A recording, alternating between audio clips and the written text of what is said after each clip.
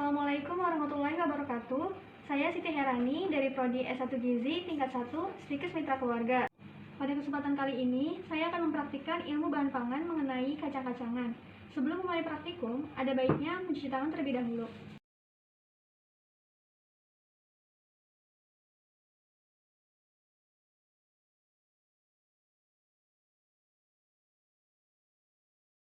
Langkah selanjutnya sebelum mulai praktikum, yaitu menyiapkan alat dan bahan.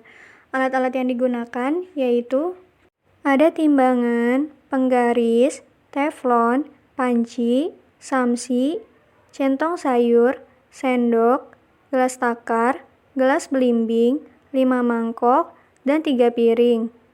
Sedangkan bahan-bahan yang digunakan yaitu kacang merah, kacang tanah, kacang kenari, kacang kedelai putih, kacang kedelai hitam, kacang mete atau mede, dan kacang hijau.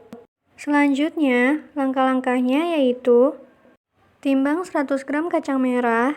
Dalam 100 gram kacang merah setara dengan 8 sendok makan dan setara dengan 145 ml di dalam gelas. Sedangkan dalam 100 ml kacang merah di dalam gelas setara dengan 6 sendok makan dan setara dengan 150 ml di dalam 1 gelas belimbing. Pada kacang tanah yang sebelumnya sudah dituang dan ditimbang 100 gram, setara dengan 8 sendok makan dan setara dengan 160 ml di dalam gelas. Sedangkan dalam 100 ml kacang tanah di dalam gelas, setara dengan 5 sendok makan dan setara dengan 150 ml di dalam 1 gelas belimbing. Pada kacang kedelai putih yang sebelumnya sudah dituang dan ditimbang 100 gram, setara dengan 7 sendok makan dan 135 ml di dalam gelas.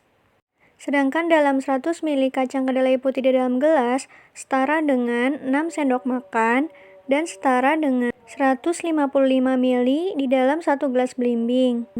Pada kacang kedelai hitam yang telah dituang dan ditimbang 100 gram, setara dengan 8,5 sendok makan dan 130 ml di dalam 1 gelas belimbing.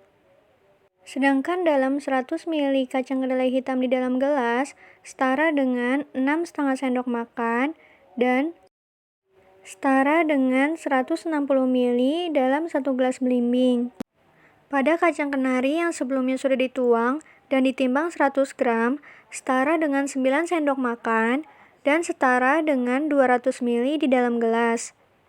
Sedangkan dalam 100 ml kacang kenari di dalam gelas setara dengan 5,5 sendok makan dan setara dengan 155 ml di dalam 1 gelas belimbing.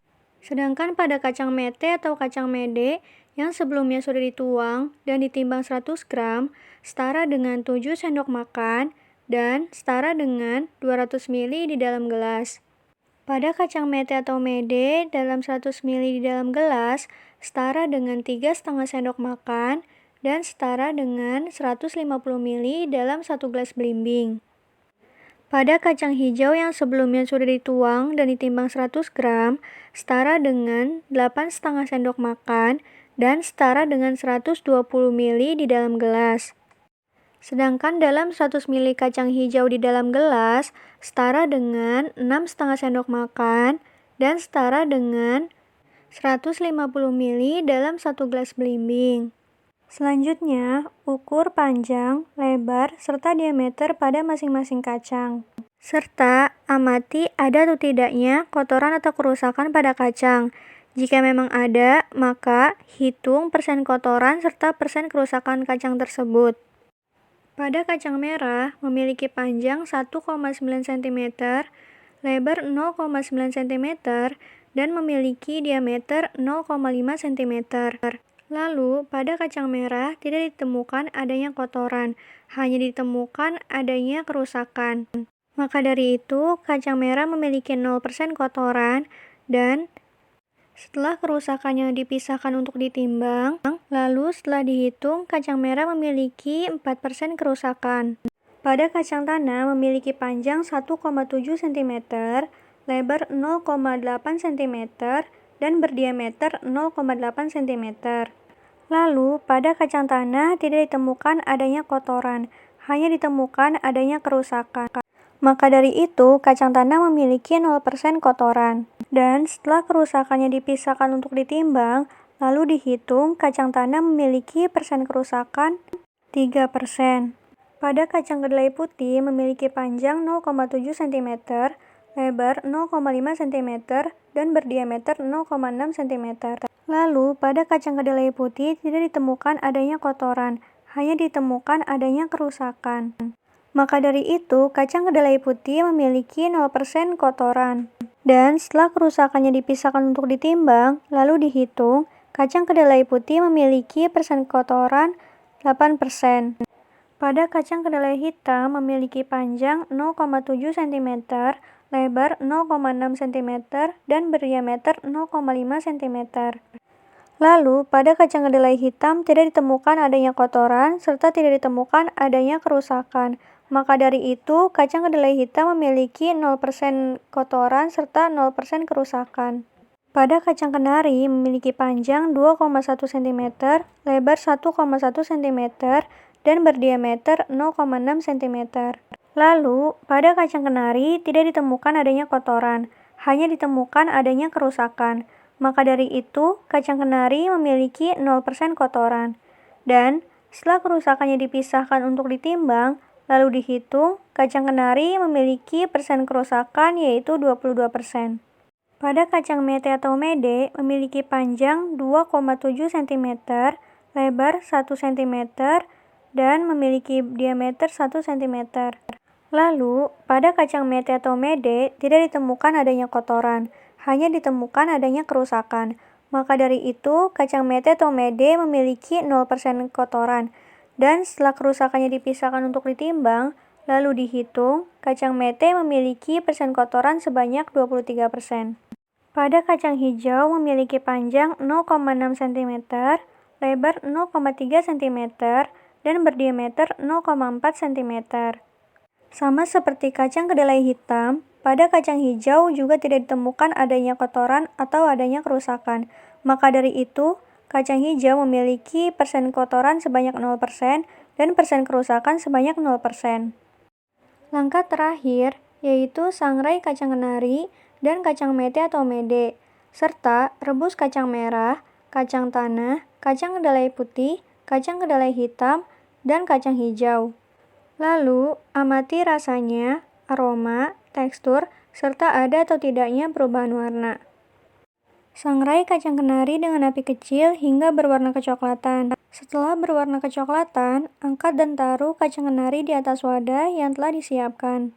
Kacang kenari memiliki tekstur yang lembut dan mudah hancur, memiliki aroma yang harum, rasa yang gurih dan manis, serta memiliki perubahan warna yang memudar dari yang sebelumnya berwarna kuning menjadi berwarna agak kecoklatan. Lalu, sangrai kacang mete dengan api kecil hingga berwarna kecoklatan. Setelah berwarna kecoklatan, angkat dan taruh kacang mete di atas wadah yang telah disiapkan. Kacang mete memiliki tekstur yang lembut, aroma yang harum, rasa yang manis, serta memiliki perubahan warna yang memudar dari yang sebelumnya berwarna putih menjadi agak kecoklatan. Selanjutnya, rebus kacang merah dengan air 200 ml dan api kecil dalam waktu 25 menit hingga matang. Setelah matang, angkat dan taruh kacang merah di atas mangkok yang telah disiapkan. Pada kacang merah memiliki tekstur yang lembut dan sedikit kasar. Tidak terlalu beraroma, memiliki rasa yang hambar, dan memiliki perubahan warna dari yang sebelumnya berwarna merah tua menjadi berwarna merah pucat. Kemudian, rebus kacang tanah dengan air 200 ml dan api kecil dalam waktu 25 menit hingga matang. Setelah matang, angkat dan taruh kacang tanah di atas mangkok yang telah disiapkan. Pada kacang tanah memiliki tekstur yang agak sedikit keras, beraroma khas kacang, memiliki rasa yang agak sedikit pahit, dan memiliki perubahan warna yang memudar dari yang sebelumnya kulitnya berwarna coklat menjadi berwarna agak sedikit pink. Selanjutnya, rebus kacang kedelai putih dengan air 200 ml dan api kecil dalam waktu 25 menit hingga matang. Setelah matang, angkat dan taruh kacang kedelai putih di atas mangkok yang telah disiapkan. Kacang kedelai putih memiliki tekstur yang lembut, beraroma khas kedelai, memiliki rasa yang manis, dan memiliki perubahan warna yang memudar dari yang sebelumnya berwarna kuning menjadi berwarna krem. Lalu, rebus kacang kedelai hitam dengan air 200 ml dan api kecil dalam waktu 25 menit hingga matang. Setelah matang, angkat dan taruh kacang kedelai hitam di atas mangkok yang telah disiapkan. Pada kacang kedelai hitam memiliki tekstur yang lembut, tidak terlalu beraroma, dan memiliki rasa yang manis, serta tidak terdapat perubahan warna yang memudar. Dan yang terakhir, rebus kacang hijau dengan air 200 ml dan api kecil dalam waktu 25 menit hingga matang. Setelah matang, angkat kacang hijau dan taruh di atas mangkok yang telah disiapkan. Pada kacang hijau memiliki tekstur yang lembut dan mudah hancur, memiliki aroma yang harum, rasa yang manis, serta memiliki perubahan warna yang memudar dari yang sebelumnya berwarna hijau tua menjadi hijau agak kekuningan.